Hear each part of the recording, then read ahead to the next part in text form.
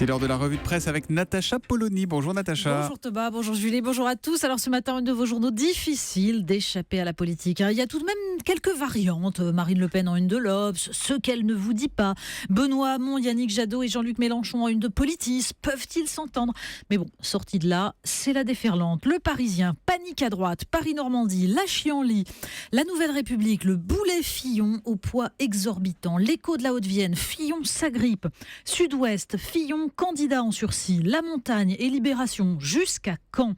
L'Union, l'ère du soupçon. Le Figaro, dans la tourmente, Fillon accuse le pouvoir. Les Échos, les cartes rebattues pour la présidentielle.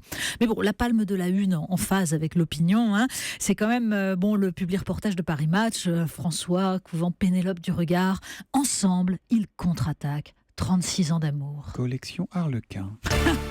François Fillon, donc pour commencer, car il est partout. Oui, alors sentiment général, c'est cuit. Bon, quel que soit le résultat de l'enquête, écrit Pascal Coquy dans les dernières nouvelles d'Alsace, François Fillon n'est de toute façon plus crédible dans le rôle du chevalier blanc qui était le cœur de son projet. Techniquement, on est en présence d'une forme précoce et rarissime d'impeachment. Dans le courrier Picard, Jean-Marc Chevauché choisit d'en rire pour éviter d'en pleurer. Les explications avancées sont désopilantes. Le candidat estime son épouse victime de misogynie avant d'évoquer leur unique compte bancaire pour finir par parler de coup d'État, rien de moins. Il est génial. Les mains dans la pâte à beignets, Sarko aurait pris des claques plutôt que d'avouer un dépassement de compte de campagne. Les deux pieds dans la boue, Fillon tend la joue droite, dès que ça cogne à gauche, il nous détend. Les rebondissements s'enchaînent avec une telle frénésie, ironise Martin Vaugoud dans le Télégramme, qu'on en oublierait presque les épisodes précédents. Un président sortant contraint de déclarer forfait, des primaires meurtrières pour les principaux favoris, tous les 2 mois un nouveau président émerge dans les sondages, Juppé avant-hier, Fillon hier, Macron aujourd'hui, Hamon demain. Comme si ça ne suffisait plus aux Français de sortir les sortants et qu'ils s'amusaient désormais à sanctionner les futurs entrants. S'il n'y a pas un scénariste génial, conclut Sébastien Lacroix dans l'Union, il doit y avoir au moins un Moïse caché qui a écarté les eaux de la mer électorale pour éviter au jeune Emmanuel de boire la tasse. Bref, sans avoir eu à se mouiller les pieds, le voilà favori face à Marine Le Pen. D'un côté, le candidat le plus européiste, de l'autre, la candidate qui l'est moins. D'un côté, le candidat libéral adoubé par la haute finance, de l'autre, la candidate étatiste redoutée par la haute finance. Bon, et sinon, Natacha ?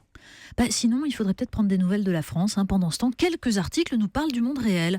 On apprend dans les Échos que le taux de disponibilité des véhicules blindés de l'armée de terre n'est que de 1 sur 2. Traduction, la moitié des blindés sont inutilisables, en maintenance, trop usés, etc.